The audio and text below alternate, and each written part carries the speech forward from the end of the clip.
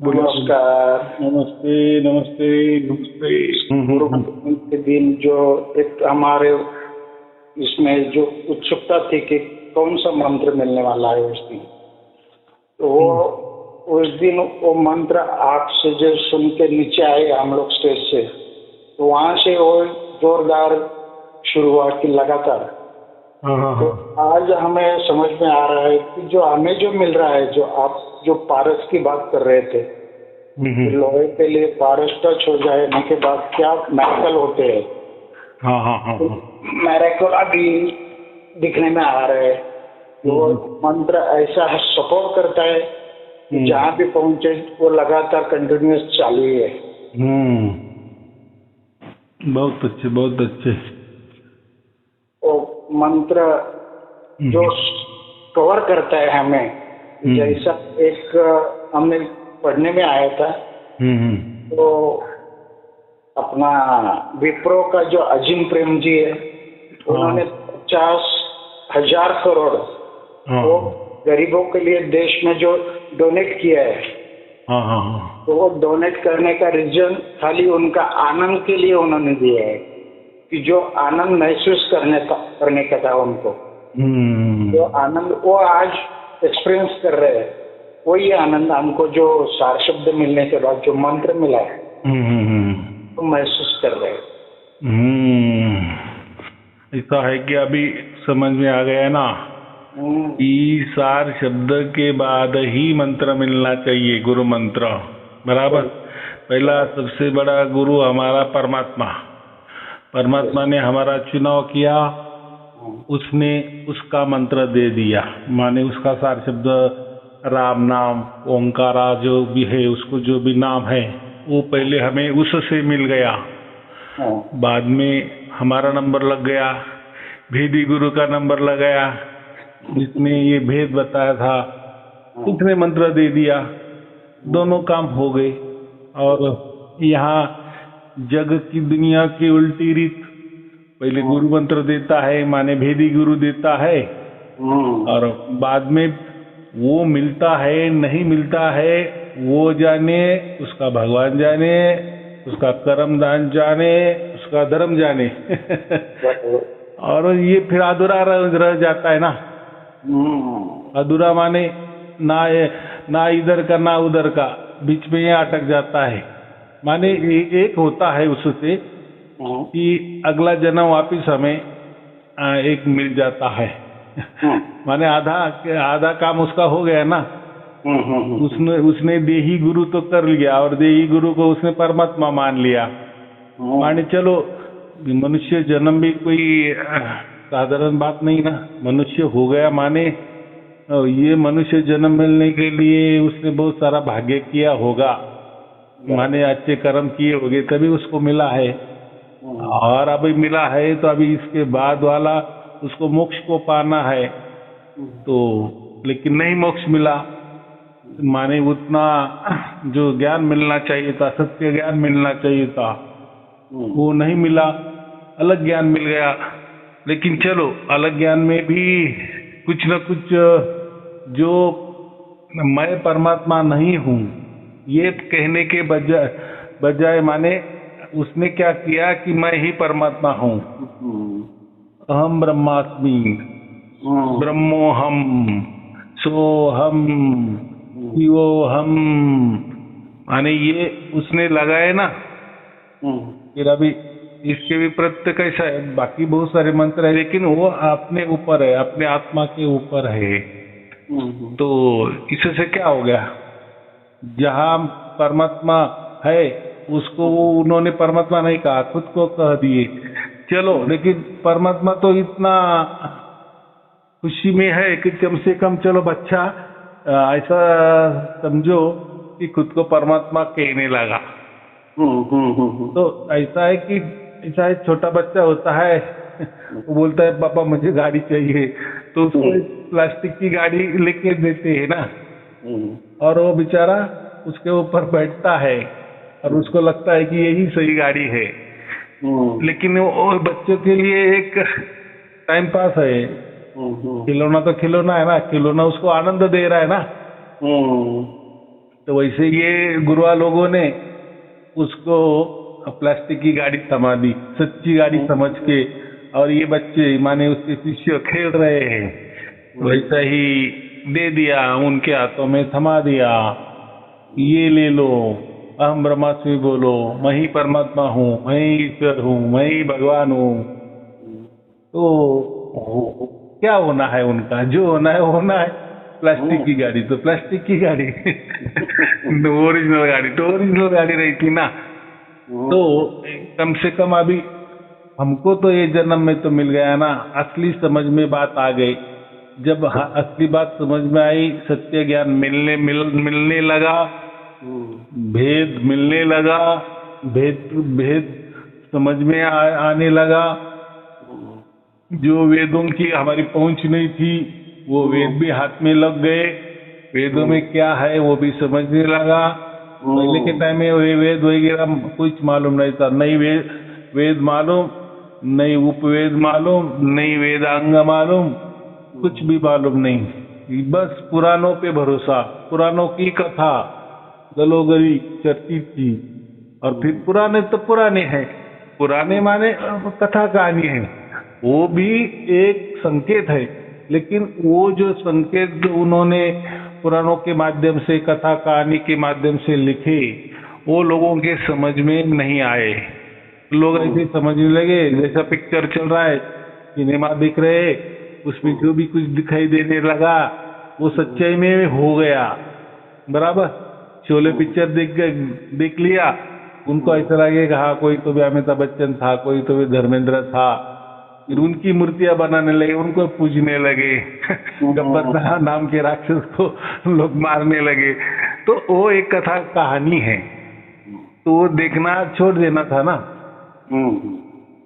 उसकी बजाय उन्होंने वो जो कथा कहानी है पुराणों में, वो ऐसे समझने लगे लोग कि उसमें जो जो कोई पात्र घटनाएं घट गई वो सब कुछ सच्ची हो गई है या हो गई होंगी।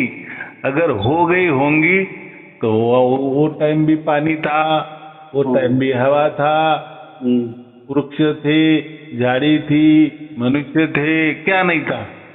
आज भी वही है, उस टाइम भी वही था। फिर अगर उस टाइम वो होता था तो ये टाइम क्यों नहीं हो रहा है?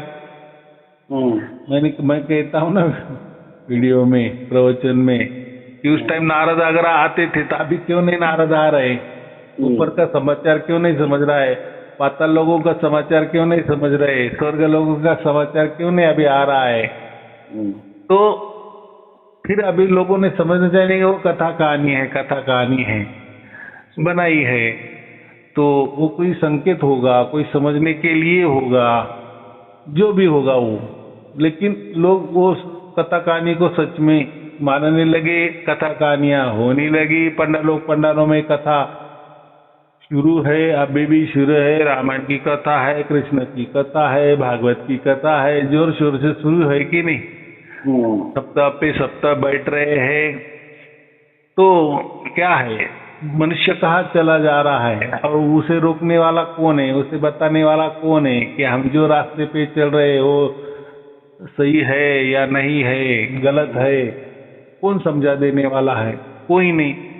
तो कभी न कभी उसका ये तो हो ही जाता है ना, जहाँ बोलते अति हो जाता है, तो वहाँ एक दिन ऐसा आता है कि बस सब कुछ समझ में आ जाता है कि ये सब गलत था। और जो अभी सच्चाई के रास्ते पे चले उनका बेड़ा पार, माने उन्हें परमात्मा मिल ही जाता है या उनके अंदर प्रकट ही हो जाता है। लेकिन जो वो संशय में जो है कि सचमुच में ऐसा निर्गुण निराकार और सगुण साकार के परे कोई परमात्मा होता है, अगर उनके मन में ये शंका है तो कैसा ये होगा? लेकिन जिन्होंने मान लिया कि नहीं, गुरु जी बोल रहे, वेद बोल रहे, देखो पहले वेद बाद में गुरु जी आ गए, माने पहले वेद आ गया बाद में उसका भेद आ गया इसीलिए तो भेदी गुरु बन गए। तो उसमें के ही भेद बता रहे ना। अभी देखो कल का तो वीडियो मैंने वो जो दिया था ना कि डाउनलोड करो, अपने डाउनलोड करो, तो उसमें क्या दिखाया? वेदों में यही बताया ना कि इसके पहला वो साउंड ही था। वो साउंड था और उस साउंड की वजह से पूरा ब्रह्मांड निर्माण हो गया। माने ये जो ब्रह्मांड जो जड़ तत्व है उसको वो साउंड से चलायमान किया, तो और चलायमान किया तो ऐसा तो चलायमान हो गया, ऐसा चलायमान हो गया तो लाखों करोड़ों बरस से वो चल रहा है, अभी तक रुकने का नाम नहीं और आगे भी करोड़ों करोड़ों बरस रुकने का नाम नहीं लेगा। तो देखो वो साउंड की कमाल। तो लेकिन वो साउंड पूरे ब्रह्मांड में फैल गया, लुप्त हो गया, माने वो उसके कार्य में मग्न हो गया। लुप्त हो जाना माने वो कोई नष्ट नहीं हो गया, वो उसका काम कर रहा है, ब्रह्मांड चलाने का वो काम कर रहा है। चलो अभी ब्रह्मांड तो जड़ है लेकिन हम तो चैतन्य है कि नहीं, हम आत्मा जो है वो चैतन्य है ना। तो जो ब्रह्म जिसने जिस साउंड ने जिस ध्वनि ने वो पूरे ब्रह्मांड चलायमान किए, अभी वही ध्वनि अगर हम में आ गया तो फिर आप बोलेंगे वो तो जड़ था, वो उससे अगर इतना ब्रह्मांड चलायमान हो गया तो हम मनुष्य है तो हमारा मनुष्य का क्या हाल होगा। अब ऐसा नहीं है, वो जो साउंड है ना वो चैतन्य का साउंड है। हम उसको क्या कन कन में रमने वाला वो रमन करने वाला राम है, तो उसको ओमकारा भी कहे तो भी चलेगा। अब यहाँ ओमकारा और ये ओम, अभी ये जो ओम है ना वो हम बोलते हैं, हम ओमकारा करते माने हमारे मुंह से हम ओमकारा करते हैं या वो ओम की साधना करते हैं, इसलिए हम उसको ओम कहते हैं। इसलिए हर मंत्र के आगे पहले ओम लगाया जाता है। ओम ये परमात्मा का वाचक नाम है, वाचक नाम है। जब सृष्टि बन गई तब उसको हम ओम कहते हैं कि इसमें ओम काम कर रहा है, माने उसका काम चल रहा है, सूक्ष्म रूप से वो चल रहा है, बराबर, इसलिए उसको ओम कहते हैं। और जो हम या गुरु नानक देव जी ने ओंकारा की जो भाषा की, ओमकार, ओंकार का मतलब चलायमान, सतत निरंतर अखंड चलायमान।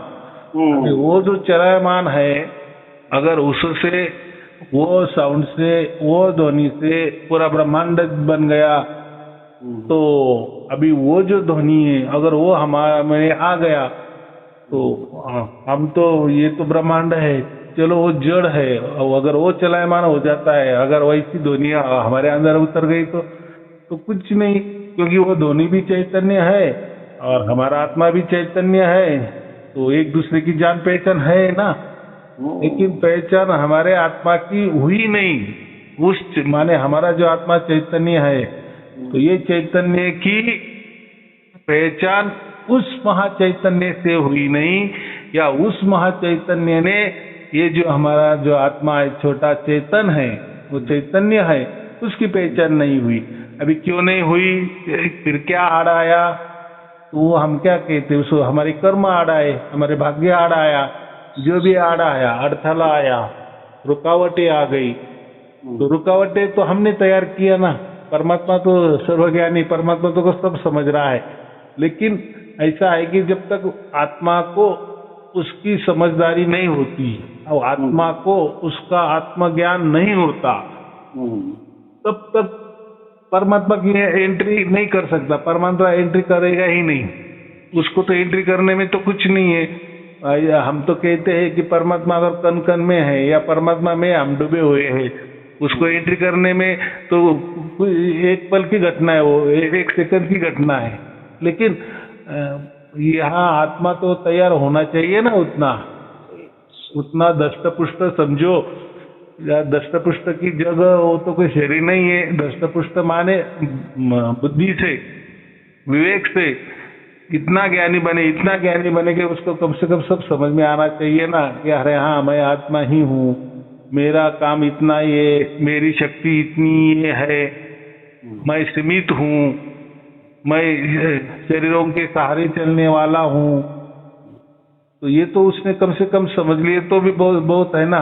और ये ब्रह्मांड है, ये प्रकृति है, वो जड़ है, वो उसके हिसाब से वो चल रही है, उसके हिसाब से वो चल रही है, मैं मेरे हिसाब से चल रहा हूँ, बराबर।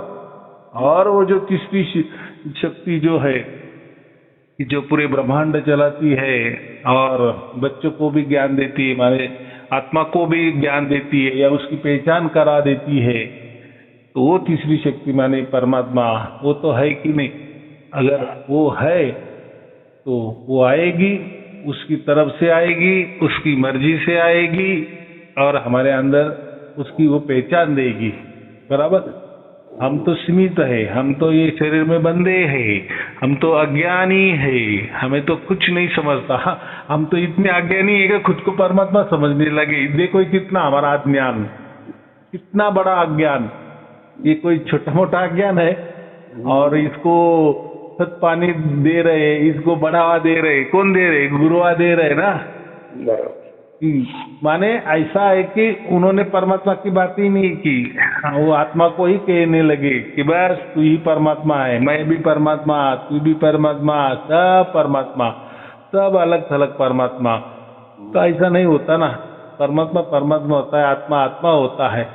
लेकिन ये गुरुआ लोगों ने उनको ही परमात्मा का ज्ञान ना होते हुए या वो ना समझ होते हुए या वो अज्ञानी है, तो उन्होंने आत्मा को, ये जो हम आत्मा ये है, अज्ञानी आत्मा है, उनको ही बता दिए कि तू ही परमात्मा है। तो परमात्मा जैसा कार्य फिर हमारे आत्मा से क्यों नहीं होता? चलो वो गुरु खुद को तो परमात्मा मान रहा है ना, उस हाथ से क्या काम हो रहे? कोई हो रहा है? कोई दुनिया के लिए उनका काम हो रहा है? परमात्मा तो बहुत बड़ा है। तो अगर वही परमात्मा का रूप उन्होंने धारण किए है तो फिर कुछ तो भी होना चाहिए। तो हम क्या बोलते हैं, ये गुरुआ लोग बोलते हैं ना, बहुत सारे धर्म ग्रंथ भी बोलते हैं, वैसा गुरुआ लोग ही बोलते हैं, ऐसे नहीं। बहुत सारे धर्म ग्रंथ पंथ कहते हैं कि हम परमात्मा के अंश है। क्या कहते? अंश है।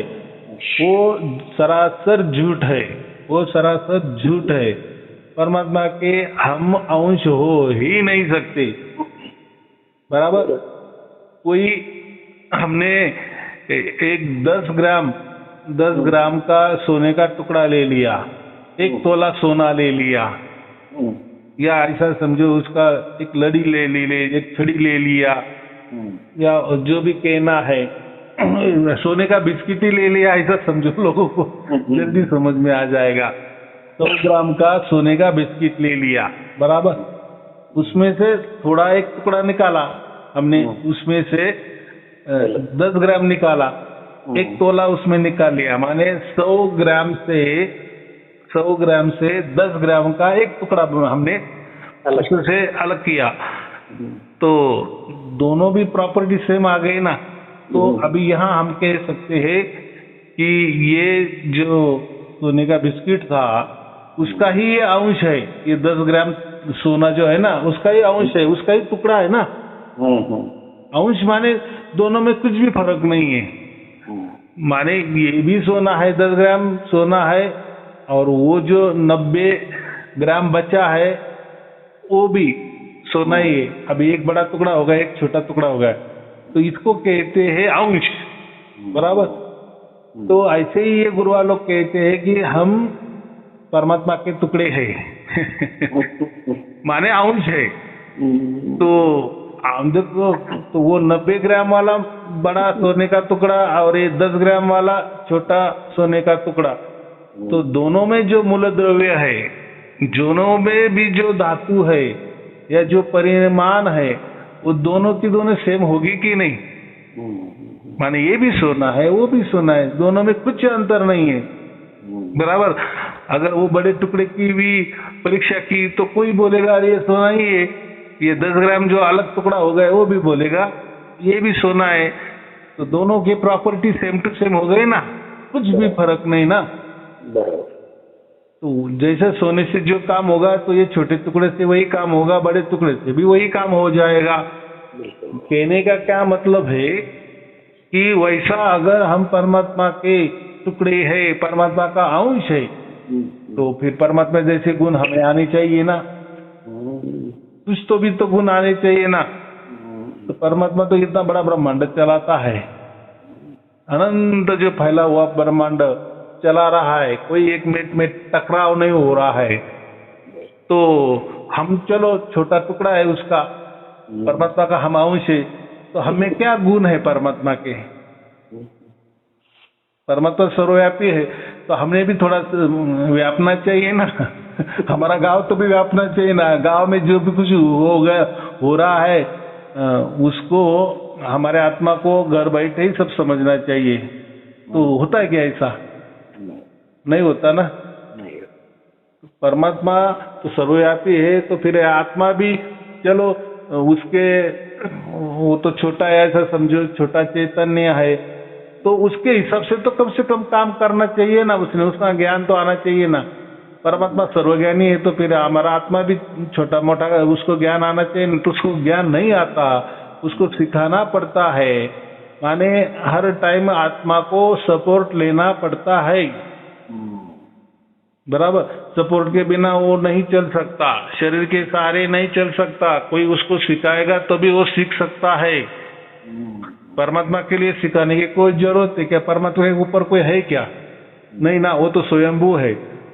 माने स्वयं से सीखा हुआ है, सब कुछ सीखा हुआ है। उसको उसके पहले कोई ना उसके कोई माँ बाप है कि उसको सिखाने वाले है या कोई मित्र है, कोई मित्र परिवार है, ऐसा है क्या? उसको कुछ नहीं ना। माने वो सर्वज्ञानी का मतलब आप उसमें सब ज्ञान है, पूरा ज्ञान है। पूरा धरती कैसी चलानी है, कितने दिन रखनी है, कैसी उसकी निर्मिति करनी है, कितने दिन तक रखनी है और बाद में कैसा उसको ये करना है, नष्ट करना है, फिर से बनानी है, फिर से रखनी है, फिर से उसका ये कर देना है, विनाश कर देना है। तो कितना बड़ा वो ज्ञान होगा। और जब बन जाती है तो वापिस पहले जैसी बन जाती है ना। और ये ऐसा चक्र कितना कितना कितना करोड़ बार चला होगा, आगे भी चला होगा, चलने वाला है। कोई बदलाव है? नहीं बदलाव ना, बराबर चल रहा है ना। तो ऐसी बात है। तो अगर हम परमात्मा के ही टुकड़े हैं, परमात्मा के अंश है, तो हम में भी वो कुछ तो भी ज्ञान आना चाहिए, स्वयंभू ज्ञान आना चाहिए। सीखने की हमें कोई जरूरत नहीं, कोई स्कूल कॉलेज जाने की जरूरत नहीं है। हम जैसा परमात्मा बनाया है, स्वयंभू है, सब उसको ज्ञान है, उसको किसने सिखाया नहीं। वैसे हमको भी, हम अगर परमात्मा के अंश है, टुकड़े है, तो हम भी बनाए सब कुछ बोलना चाहिए, सब कुछ सीखना चाहिए। कोई कॉलेज या स्कूल कॉलेज करने की जरूरत नहीं। ऐसा हो रहा है क्या? नहीं हो रहा है ना। नहीं हो रहा।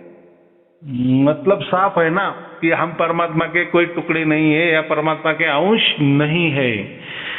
तो ये गुरुआ लोगों ने या धर्मों ने, पंतों ने यही बात बता दिए। अभी उसकी परीक्षा नहीं थी ना।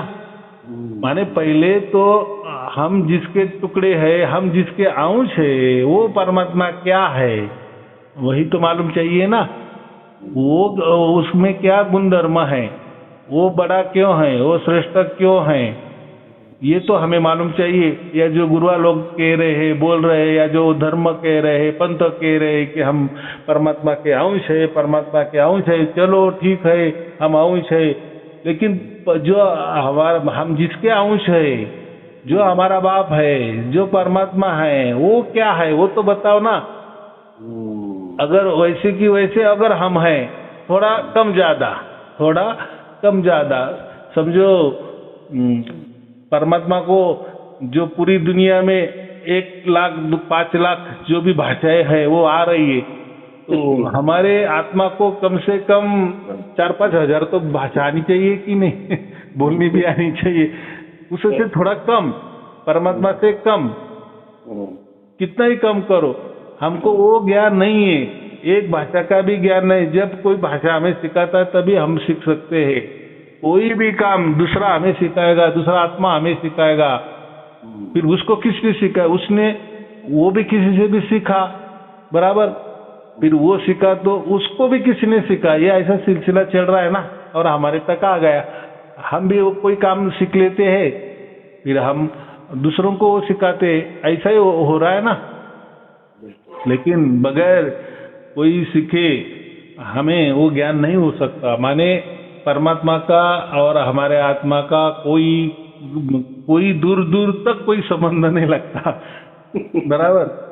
तो ये बात समझनी चाहिए। तो इसका मतलब साफ है कि कोई धर्म को परमात्मा मालूम नहीं था, कोई धर्म ग्रंथ को परमात्मा मालूम नहीं था, इसलिए ये सस्ता सौदा है ना, और घाटेगा भी नहीं। तो आत्मा कोई परमात्मा बना दो, झंझट खत्म, परमात्मा वाली झंझट खत्म, भाई तू ही आत्मा है, तू ही सब कुछ है।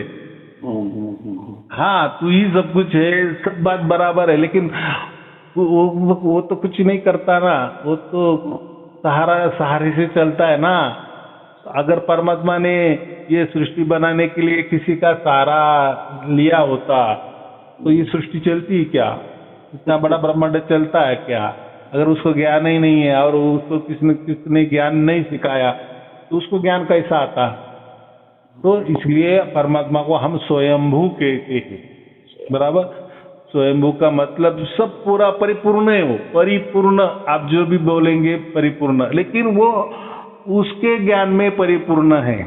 उसका जो काम सौंपा है या वो जैसा बना है, जिस काम के लिए बना, जैसा पानी होता है तो पानी का काम पानी करेगा ना। पानी से अन्न सिंचता है, पानी हम पीते हैं, पानी से प्यास बुझती है, पानी से खेती होती है। पानी का जो काम है वो पानी ही करेगा, बराबर। अग्नि का जो काम है वो अग्नि ही करेगा, बराबर। तो दोनों में फर्क है ना। तो जिसका काम जो है, माने धर्म हम क्या बोलेंगे, अग्नि का काम जलाना, उष्णता प्रकट करना, ये हो गया धर्म उसका। पानी का धर्म क्या है, प्यास बुझाना, और पानी से जो जो उपयोग है वो काम करता है। वैसा परमात्मा का जो काम है तो वो काम में वो परिपूर्ण है, परफेक्ट है, पूरी तरह से परफेक्ट है। हाँ, अगर परमात्मा को कह दिए ना कोई पत्थर बना के दिखाओ तो परमात्मा पत्थर नहीं बना सकता, क्योंकि वो जिम्मेदारी उसकी नहीं है, वो जिम्मेदारी प्रकृति की है। जो जड़ तत्व है तो जड़ से जड़ ही बनेगा ना, चैतन्य से चैतन्य ही बनेगा ना। माने चलायमान, चलायमान कौन करेगा? चैतन्य ही करेगा। एक तो हम कर सकते हैं, हम जो छोटे चैतन्य वो कर सकते हैं, या जो महाचैतन्य परमात्मा वो कर सकता है चलायमान। तो हमें तो मालूम है हमारी औकात कितनी है, आत्माओं की औकात कितनी है। आत्मा ने कभी कुछ किया नहीं। आत्मा तो पत्थर क्या, तो कुछ एक अणुरेणु भी नहीं बना सकता। तो अणुरेणु, ये जो सब जड़ पदार्थ है, ये सब प्रकृति वाले मामले हैं। तो प्रकृति का काम करती है। प्रकृति जड़ है, प्रकृति पूरे ब्रह्मांड बना दिए, लेकिन उसको चलायमान करने के लिए वो जो ज्ञान है, वो जो चैतन्यता चाहिए, वो तो परमात्मा से मिलती है ना उसको, बराबर कि नहीं? वो परमात्मा से ही, जब परमात्मा सोचता है कि चलो बाबी ये प्रकृति पूरी तैयार हो गई है, पूरे ब्रह्मांड बन गए हैं, अभी इसको चलायमान करना है, तो वो परमात्मा ही चलायमान करता है। क्या हम आत्मा चलायमान कर सकते हैं? या चलो कोई परमात्मा कहेगा कि चलो ये आत्मा मेरा अंश है, तो उसको कोई जिम्मेदारी दे दी क्या कि ये तुम चलाओ, मैं ये बाकी चलाता हूँ? ऐसा है क्या? कुछ नहीं है ना। तो मुझे इतना ही कहना है, जिसका काम में वो परफेक्ट है, माने प्रकृति के काम में परफेक्ट है, परमात्मा के काम में परफेक्ट है, और हम आत्मा हमारे काम में परफेक्ट है। तो हमारा काम क्या है? हमें तो सब कुछ रेडीमेड मिला है ना, प्रकृति रेडीमेड है, हम रेडीमेड माने हमको ज्ञान भी हम यहाँ वहाँ से कैसे भी जुगाड़ा कराते हैं और ज्ञान ले ही लेते हैं। उतना तो कैपेसिटी हमें है ना, दी है ना। तो थोड़ा काम तो करते हैं कि नहीं? बड़े बड़े बांध बनते हैं, हवाई जहाज बनाते हैं। मनुष्य क्या नहीं बनाता? मनुष्य बनाता है ना, लेकिन छोटे स्वरूप में, छोटे रूप में। लेकिन वो प्रकृति का सहारा लेता है ना, माने प्रकृति से मटेरियल लेता है और उससे वो बनाता है ना। यस। वो तो कोई खुद लोहा नहीं बना तैयार कर सकता है, आत्मा भी। बराबर। कोई बिल्डिंग बन रही है तो बिल्डिंग के लिए जो रेती चाहिए तो वो तो आत्मा नहीं बना सकता, लोहा नहीं बना सकता, कुछ नहीं बना सकता। हाँ, लेकिन दिमाग लगा सकता है। तो वो थोड़ा काम उसको तो करना ही है। हाँ, और एक दिमाग क्या लगाना है, तो फिर वो उसका काम क्या है? वो तो रेडीमेड ये ब्रह्मांड बने हैं और परमात्मा ने वो ब्रह्मांड भी चला भी रहा है, वो चलायमान ब्रह्मांड में वो तो मजे मार रहा है। कौन? आत्मा। लेकिन उसको भी एक हद दी है, उसको हद ऐसी दे दी है कि तू ऐसा है कि 3 दिन सुखी रहेगा और 7 दिन तू दुखी रहेगा। तो अभी वो दुख क्यों दिया है कि तू सोच ऐसा क्यों होता है, तू सोच ऐसा क्यों होता है। माने तू कौन है, ये प्रकृति क्या है, और ये फिर क्यों कैसी चलायमान हो रही, ये जड़ प्रकृति को कौन चलायमान किया है, कि कौन ये ताकत दे रहा है। मेरा भी पहले मैं कहा था, अभी मुझे इसमें ये कुड़िया में बंद क्यों किसने कर दिया है, मेरा आगे क्या होने वाला है। अगर अभी ये बात मुझे अभी थोड़ा दिमाग आ गया है, अगर ये मैंने दिमाग नहीं चलाया तो मैं जैसा पीछे से आ गया वैसा आगे जाऊंगा। माने पीछे हजारों करोड़ों जन्म हो गए और आगे मैं जन्म लेता चलूंगा। लेकिन अब ये तो मनुष्य जन्म है, तो इसी में हमें बुद्धि दे दी है और एवरेज निकाला है कि यहाँ कोई सुखी नहीं है। सुखी है माने मैंने कहा ना परसेंटेज के हिसाब से 30% सुखी है तो 70% दुखी है। माने दुख का जो एवरेज हो ज्यादा ही ज्यादा है। फिर कोई भी जन्म हो, किसी का भी जन्म हो, वृक्ष का भी जन्म हो, प्राणियों का भी जन्म हो, सब दुखी है, सब दुखी है, सब दुखी है। तो इसका मतलब हम पीछे भी ऐसे दुखे थे और अभी ये जन्म में हमने कुछ नहीं किया तो आगे भी वैसे वैसे दुख में चले जाएंगे, चोला बदलते रहेंगे और ये चक्कर में पिसते चलेंगे, पिसते चलेंगे, पिसते चलेंगे। लेकिन एक दिन ऐसा आता है, माने ये मनुष्य एक जन्म ऐसा हमें मिल जाता है, अगर उसमें हमने थोड़ा सा भी बुद्धि लगाया, विवेक लगाया, माने विचार किया कि अभी नहीं, अभी ये चक्र से हमें छूटना है, छोड़ना है, मुक्त होना है। उसको क्या है, जन्म मरण के चक्र से मुक्त पाना, बंधन तोड़ने। तो ये कौन तोड़ेगा? मनुष्य जन्म में ही ये बंधन तोड़ सकते हैं। तो अभी फिर कैसे तोड़ेंगे? तो कम से कम पहले ये प्रणाली समझ में आनी चाहिए हमें। नहीं तो वो बंधन तोड़ने के बजाय हमने कोई गुरु का बंधन लगा लिए, बराबर कि नहीं? गुरु का एक बंधन नहीं हो जाता है कि नहीं? हम उसको गुरु मानते तो क्या हो गया, एक गुरु का बंधन हो गया, हम उसके शिष्य हो गए ना। और हमारे में हम किसी को शिष्य नहीं बनाते, हम क्या बनाते, संत बनाते हैं ना। और वो शिष्य क्यों बनता है? तो गुरु से मंत्र ले लेता है, बराबर। आप बोलेंगे तो आप भी वेदी गुरु हो, आप भी मंत्र देते हो, लेकिन कब देता हूं मैं? कब देता हूं? जब परमात्मा ने आपका चुनाव किया और तो वो आप बोलते हो कि हाँ मुझे परमात्मा मिल गया, मुझे राम नाम मिल गया, मुझे वो ओंकारा अभी समझ में आ गया, या ओंकारा की धुन में मैं मस्त हूँ, राम नाम में मस्त हूँ, सारे शब्द मुझे मिल गया, वगैरह वगैरह। आप जब बोलते हो और आपका उसमें विश्वास भी हो जाता है और उस अनुभव में, उस ताड़ी में आप रहते हो और पक्का विश्वास हो जाता है कि हाँ ऐसा ही परमात्मा हो जाता है या परमात्मा होता है, तभी मैं आपको गुरु मंत्र देता हूँ ना। हाँ, ऐसा मैंने कभी कहा है कि ये मंत्रों से आपको सार शब्द मिलेगा? मैं किसको देता हूँ गुरु मंत्र? अभी जिसको सार शब्द प्राप्त हो गया, या जो सार शब्द के प्राप्त होने के कगार पे है, या जो उसको मालूम है कि सार शब्द परमात्मा से ही मिलता है, ये विचारधारा रखने वाले को ही हम गुरु मंत्र देते हैं। क्योंकि गुरु मंत्र से आपको कोई सार शब्द मिलने वाला नहीं है, या गुरु मंत्र से आपको कोई राम नाम मिलने वाला नहीं है, गुरु मंत्र से आपको कोई ओमकारा प्राप्त होने वाला नहीं है। हाँ, आप खुद ओम ओम कर सकते हो, लेकिन वो क्या, ऐसे तो बहुत सारे मंत्र है, आप करते रहेंगे, उससे कुछ होने वाला नहीं, माने मोक्ष नहीं मिलने वाला हमें। हमारा जो जन्म है ना, धर्म अर्थ काम मोक्ष, तो जो लास्ट स्टेज है मोक्ष, तो आखिरी में रखा है। तो मोक्ष, हमें मोक्ष के लिए ये जन्म मिला है, हमें मनुष्य जन्म। और मोक्ष की याद आने के लिए तो प्रकृति में दुख है ना। अगर प्रकृति में दुख ही नहीं होता तो कौन परमात्मा की बातें करता और किस लिए करनी है।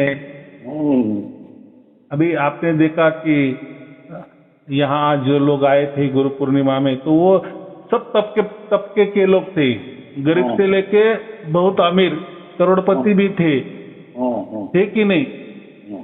तो माने इसका क्या मतलब होता है, गरीब भी दुखी है और करोड़पति भी दुखी है, सब दुखी है। और वो मोक्ष पाने के लिए, और मेरा तो काम क्या है, मैं तो मोक्ष की बातें करता हूँ ना। मैंने तो ऐसा कुछ कभी कहा नहीं चलो मेरे पास आ जाओ तो आपके जो भी कोई दुख है, बीमारियां है, वो ठीक होती जाएगी। ऐसा मैंने 4 बरस प्रवचन किया, उसमें कभी मैंने नहीं कहा है, बराबर कहूंगा भी नहीं। मेरा स्पेशल काम है कि मोक्ष की जानकारी आपको देना कि भैया आप मनुष्य हो और इसी जन्म में आपको मोक्ष मिल सकता है, तो ये रास्ते पे चलो। और आपको वो घटना घट जाती है परमात्मा के द्वारा, बराबर। ये मेरा काम है, मोक्ष। चलो अभी कैसे हजारों गुरु लोग हैं, हजारों संस्था है, हजारों धर्म है, पंथ है, वो उनका काम करते, उनके यहाँ मोक्ष का कोई काम होता है, मोक्ष मिलने का कोई वो बताते हैं या नहीं बताते, वो मुझे नहीं मालूम है, बराबर। मैं मेरी बात करूंगा, लेकिन मुझे पक्का मालूम है ये जो गुरु लोग ये जो भीड़ जमाते हैं ना, तो लोग उनको बताते हैं मेरे यहाँ आओ, ये तीरथ पी लो, आपका दुख मिट जाएगा, बीमारियां निकल जाएगी, मेरे चरण धूल आपके माथे पे लगा लो, आपके सब दुख दूर हो जाएंगे। तो ये जो भीड़ है ना, ये सब दुख निवारण करने के लिए भीड़ जमी है। जो भी हम गुरु लोगों को देखते हैं ना, उनके करोड़ों करोड़ों शिष्य बन गए हैं। शिष्य बन गए माने वो शिष्य कोई मुक्ति के लिए गुरु के पास नहीं गए थे, वो अपने जो हाल है, जो हमारी उनकी जो समस्या है, वो निवारण करने के लिए गर्दी कर रहे हैं। कोई मोक्ष के लिए गर्दी नहीं कर रहा है, नहीं तो लोग सोचेंगे देखो लोग कितने लोगों की मोक्ष की गरज है और कितने करोड़ों करोड़ों लोग गुरु के पास जा रहे हैं मोक्ष के लिए। कोई मोक्ष के लिए नहीं जाता, कोई मोक्ष के लिए नहीं आता। हाँ, सार शब्दी परिवार में जो संत परिवार है, जो सार शब्दी संत परिवार है, इसमें जो जमावड़ा होता है वो केवल और केवल मोक्ष के लिए ही होता है, बराबर। तो जैसा गुरु की सीख वैसे ही लोग बनेंगे ना। और हमारे यहाँ तो शिष्य का कोई परंपरा नहीं है, कोई गुरु परंपरा नहीं है, हमारा सबका गुरु तो परमात्मा है। और हम जो है वो तो कोई परमात्मा के तो शिष्य नहीं बनते, या परमात्मा को कोई संस्था नहीं निकालनी, या परमात्मा को कोई शिष्य नहीं जमावड़े करने हैं, वो तो हम तो उसके बच्चे समझते हैं खुद को, बराबर। वो तो हमारा सर्वोच्च गुरु है। तो इसीलिए शिष्य के बजाय हम खुद को क्या समझते हैं, संत समझते हैं, बराबर। तो इतनी बड़ी उपलब्धि हमको अगर ये जन्म में मिल गई है, और क्या चाहिए, बराबर। तो हम कोई शिष्य नहीं बने हैं, और हमारा जमावड़ा होता है या जो मुझे से जो लोग जुड़े हैं वो केवल और केवल मोक्ष के लिए जमे है या आ रहे हैं, और बाकी का तो कोई ठिकाना नहीं है, मालूम भी नहीं है हमें, बराबर। चलो और कोई पूछना है? क्वेश्चन तो कुछ नहीं, सब बढ़िया चल रहा है। सब समझ में आया? समझ में आया। तो हम संत बन रहे हैं और मरते दम तक हमें जितना भी, मेरे से जितना भी ज्ञान हो तो मैं बटोरूंगा, लेकिन हमारी प्रोसेस पहले ये होती है कि परमात्मा से हम मनुष्य की ओर आते हैं, बराबर। और बाकी लोग मनुष्य की ओर से परमात्मा की ओर जाते हैं। वो जाते नहीं जाते वो उनको मालूम, उसमें हमें कोई दखलंदाजी नहीं करनी है। लेकिन हमारा तो ये प्रत्यक्ष प्रमाण है, बराबर। प्रत्यक्ष प्रमाण को और क्या चाहिए, उनका तो यह कोई प्रत्यक्ष प्रमाण नहीं है, तो होगा लोगों के लिए वो बात अलग है, बराबर। तो हमारा देखना है, हमारी आयु बहुत छोटी होती है और सब दुनिया का हम क्या विचार करेंगे और किस लिए करेंगे। अकेले आए, अकेले जाने, अकेले का हिसाब होने वाला है।